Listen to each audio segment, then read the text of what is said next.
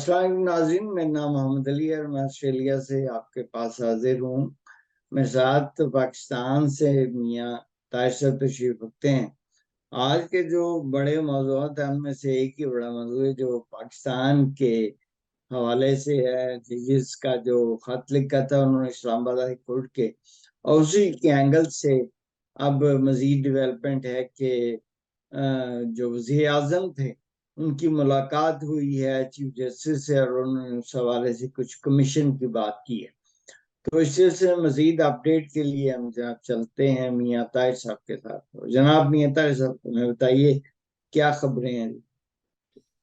खबर तो आपने बता दी है कि चीफ जस्टिस की और प्राइम मिनिस्टर ऑफ पाकिस्तान की मुलाकात हुई और उसमें ये मामला डिस्कस हुआ।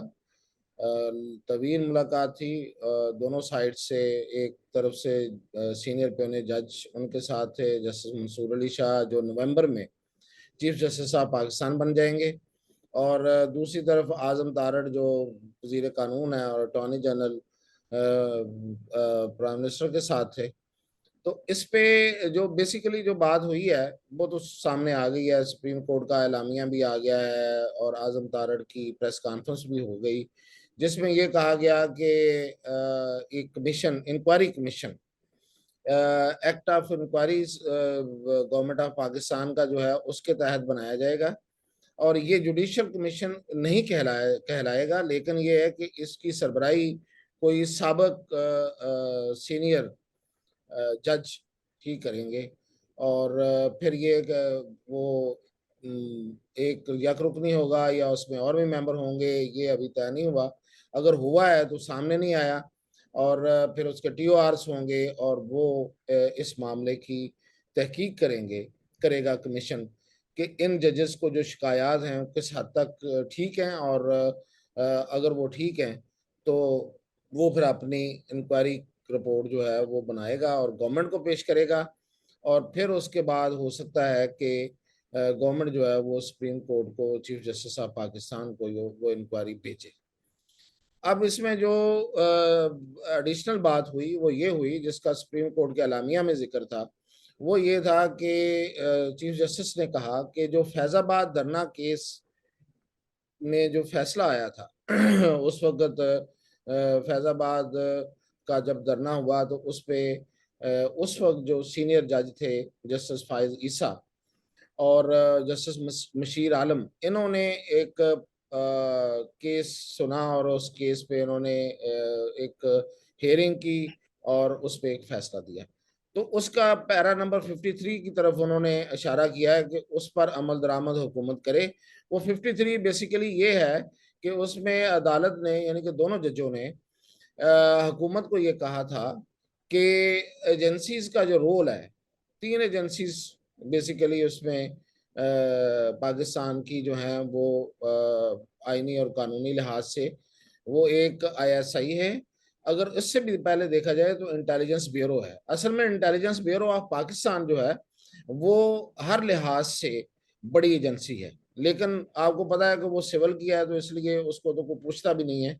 और दूसरे नंबर पे कानूनी लिहाज से आईएसआई है, और तीसरे नंबर पे मिलिट्री इंटेलिजेंस है। लेकिन सबको पता है कि सबसे बड़ी एजेंसी तो आईएसआई है। आईबी वाले तो बेचारे पीछे पीछे होते हैं, लेकिन इसका मतलब ये नहीं होता है कि आईबी वाले काम नहीं कर रहे होते। आईबी काम बहुत करती है, और मैं समझता हूँ ज़ाती तौर पे, इसलिए नहीं कि मेरा बायस है कोई, मेरे मुझे बहुत इनसाइट है इस चीज़ की कि जितना काम आईएसआई करती है, जो इंटेलिजेंस एजेंसी को करना चाहिए, जो इस किसी भी सोसाइटी के लिए इंटेलिजेंस एजेंसी काम करती है, वो सिर्फ आईबी करती है और बहुत इन डेप्थ करती है, साइंटिफिक बुनियादों पे करती है।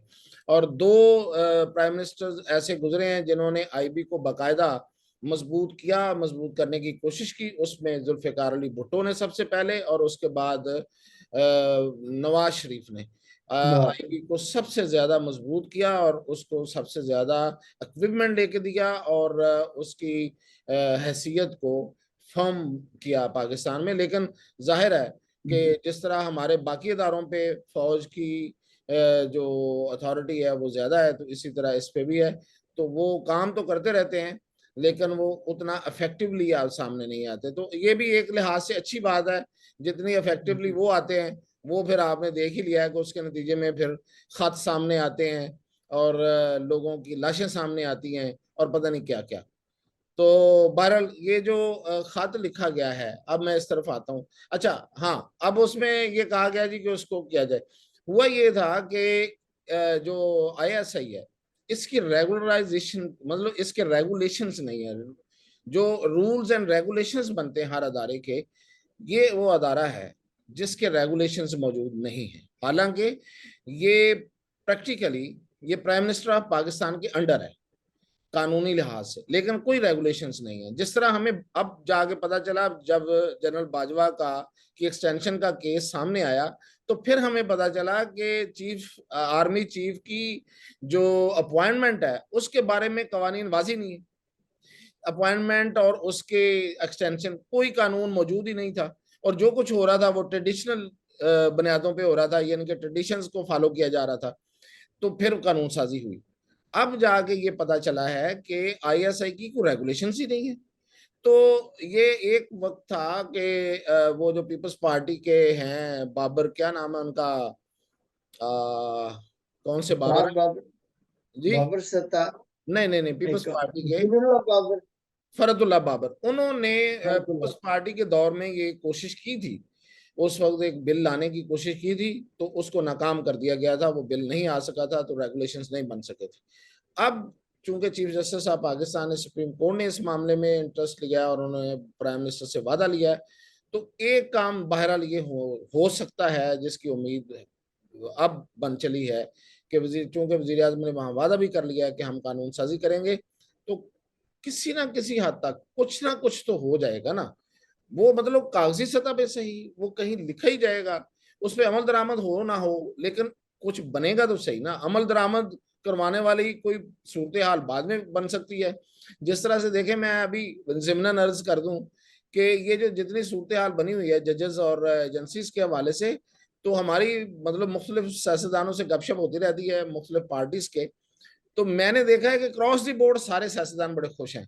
वो कहते हैं यार चलो पहली दफा सही, ये जो इकट्ठे मिलके हमें हमेशा दबाते थे जुडिशरी और एजेंसीज, अब पहली दफा ही सही, ये आपने पहली दफा तो नहीं है खैर, ये मतलब मुशर्रफ दौर में पहली दफा हुआ था, ये दूसरी दफा है कि ये अब आपस में आमने सामने है। वरना ये हैंड एंड ग्लव रहे हैं मुशर्रफ के बाद थ्रू आउट पूरे जो रही है उसमें ये हैंड एंड ग्लव इन्होंने काम किया है, और सियासतदानों को हमेशा जुडिशरी तो सुने मारे हैं। इनकी वो क्या कहते हैं, एक बी टीम थी ना एस्टेब्लिशमेंट की, फौजी एस्टेब्लिशमेंट की बी टीम गई, जर्नलिस्ट, जर्नलिस्ट यही रहा। जी बिल्कुल बिल्कुल ऐसे ही रहा है। और हालांकि एस्टेब्लिशमेंट को, इनके एस्टेब्लिशमेंट के ये साथ चली है हमेशा जुडिशरी, फिर भी इनको शिकायत होती रही है एस्टेब्लिशमेंट को। हमें याद है कि बाजवा जो है वो मुख्तलिफ मीटिंग्स में, वो तो मीटिंग्स बड़ी बड़ी करता था, बड़ी गप्पे मारता था, 6 6 घंटे उसकी आदत थी कि लोगों को बिठा के गप्पे मारना। तो वो उसमें अक्सर वो जजेस के लिए लफ्ज इस्तेमाल करता था बदमाश, कहता ये जो बदमाश बैठे हुए हैं ना, ये बदमाशी करते हैं। तो हालांकि वो सारे उनके मुताबिक काम कर रहे थे, फिर भी उनको तकलीफ थी, जाहिर है। तो अब ये हुआ है कि आमने सामने आए हैं, तो सियासतदान भी इसमें खुश हैं। बहरहाल अब ये मैं बता ये रहा था कि कोई ना कोई तो फायदा हो जाएगा इसका। और दूसरी तरफ मैं एक बात आपको बताऊं, मैंने कल भी कहा था कि ये जो भी होगा इस खत के नतीजे में, वो इन जजेस के लिए अच्छा नहीं होगा जिन्होंने लेटर लिखा है। मैं ऐसे नहीं कह रहा। ये इंक्वायरी में जाहिर इनसे भी तो पूछेंगे ना, ये आपने जो जी इल्जाम लगाए जी इनका, तो आप। जी। आज इस तरफ तारड़ ने, जो वजीर कानून है, उसने ये कहा भी है कि जजेस कंडक्ट भी इसमें डिस्कस होगा। अच्छा, जजेस कंडक्ट क्या डिस्कस होगा? अब बहुत सी चीजें सामने आना शुरू हो गई हैं, और बहुत सी चीजें अभी रहती हैं कि मोहसिन अख्तर कियानी असल में इस ग्रुप को लीड कर रहे हैं। देखा कि जब ये क्या कि असल में हुआ क्या भाई, आप नीचे से देखें ना, जो जस्टिस समन है उसका तो प्रॉब्लम ही क्या है भाई, उसके पास तो केस ही कोई नहीं आता, इतना बड़ा कभी केस ही नहीं आया। और वकील उसको पता क्या कहते हैं कि पाकिस्तान की सबसे विली जज है वो, और डफर जज उसको सॉरी कह देते हैं, वकील कहते हैं। फिर ये कि वो अरबाब ताहिर, कभी उसके पास कोई केस सुना ही नहीं है किसी ने, नाम उसका किसी बेंच में बैठा हो तो और बात है। अच्छा, एजाज इसाक खान का आपने नाम नहीं सुना होगा कहीं। हाँ। इनके क्या मसला था भाई, बाकी तो चलो ऊपर वाले तो मैं अभी बता देता हूँ ना कि उनका क्या मसला, इनका क्या मसला था, इनका तो कोई प्रॉब्लम नहीं था। लेकिन असल मसला ये था कि ये जो लोग हैं ये कहे में आ गए। कहा क्या हुआ कि ये तस्वर किया गया कि जस्टिस आमिर फारूक अपलिफ्ट हो जाएंगे, उनको सुप्रीम कोर्ट में ले जाया जाएगा। तो जो सीट खाली होगी चीफ जस्टिस ऑफ पाकिस्तान की, तो उसमें जो सीनियर मोस्ट जज हैं वो मोहसिन अख्तर कियानी है। तो मोहसिन अख्तर कियानी जब चीफ जस्टिस होंगे तो फिर हमारे वारे न्यारे होंगे, जो हमारा अपने हाथ का बंदा होगा। तो वो जो मोहसिन अख्तर कियानी ने जो कहा, जिसको जिस तरह कहा वो उसी तरह करता चला गया, ये हुआ है असल में। और मोहसिन अख्तर कियानी के बारे में तो मैंने कल भी बताया था कि बहुत सी चीजें मौजूद हैं, बहुत सी एप्लीकेशंस मौजूद हैं। अब उन पे कब क्या कार्रवाई होती है, लेकिन अब इस इंक्वायरी कमीशन में तो बहरहाल कुछ ना कुछ देखा जाएगा। जस्टिस बाबर सत्तार दूसरे नंबर पे हैं जो जिन्होंने इन्फ्लुएंस किया है। अब जस्टिस बाबर सत्तार की सुन लें कि जब वो वकील थे, जब जो कि बहुत बड़े वकील नहीं थे, तो उन्होंने एक प्लाट सीडीए का जो अलाट करवाया। और वो कोई उस वक्त जब अलाट हुआ था तो 3-4 करोड़ रुपए का था। फिर वो पड़ा रहा, सीडीए ने उसको कैंसिल कर दिया। फिर ये गए सीडीए के पास, तो उन्होंने कहा जी कि अब हमें अलाट करें। तो उन्होंने कहा कि नहीं, अब इस तरह से अलाट नहीं हो सकता, अब इसका कोई तरीकाकार और है। और दूसरी बात यह है कि 3-4 करोड़ नहीं, अब इसकी 14-15 करोड़ रुपया इसकी प्राइस हो गई है। तो खैर ये केस लड़ते रहे और खुद वकील के तौर पे। तो जब ये जज बन गए तो वो केस जो है वो मौजूद था। तो उस केस पे फिर जस्टिस मोहसिन अख्तर अख्तर कियानी ने कार्रवाई की और उस पर ऑर्डर जारी कर दिया। अब जो सीडीए के रूल्स हैं उसके मुताबिक किसी अदालत की इस तरह की डायरेक्शन को एक्सेप्ट नहीं किया जा सकता कि जिसमें माली मामला आ जाए। यानी कि अब ये अदालत ने तो कह दिया कि इनको अलाट दिया किया जाए, लेकिन उनके पास एक बहुत बड़ी प्ली थी कि देखें जो प्लाट 3-4 करोड़ का था, फिर वो 14-15 करोड़ का हुआ, अब वो कोई 1.5 अरब रुपए का है। तो हम कैसे उसको 14-15 करोड़ में अलाट कर दें। तो वो उन्होंने उस ऑर्डर को नहीं ओबे किया। तो फिर बतौर जज जस्टिस बाबर सत्तार ने G13 के एक एरिया में जो कूड़ा कूड़ा करकट फेंकता था सीडीए, उसको इशू बनाया और उसे आलमी माहौलियाती इशू बना के उस पर हियरिंग की। और उस पर उन्होंने पहले डायरेक्टर को बुलाया, फिर डायरेक्टर से उन्होंने चेयरमैन सीडीए को तलब कर लिया। जब चेयरमैन सीडीए तलब हुआ और उसने भी आगे से कहानी डाल दी, जाहिर है उन्होंने कहा जी हम करते हैं इसको, डिस्पोज ऑफ करते हैं, अब क्या कर सकते हैं हम, हमारे पास डंपिंग प्लेस नहीं है, हम कर रहे हैं इसको। तो उसने कहा नहीं, ये सेटिस्फैक्ट्री नहीं है। तो उसने कहा जी अब मैं कैबिनेट सेक्रेटरी को बुलाता हूँ। कैबिनेट सेक्रेटरी को बुलाया, कैबिनेट सेक्रेटरी ने भी कोई वादा शादा किया, लेकिन फिर उन्होंने अल्टीमेटली क्या हुआ कि principal secretary to prime minister को बुला लिया। वो थे तौकीर शाह।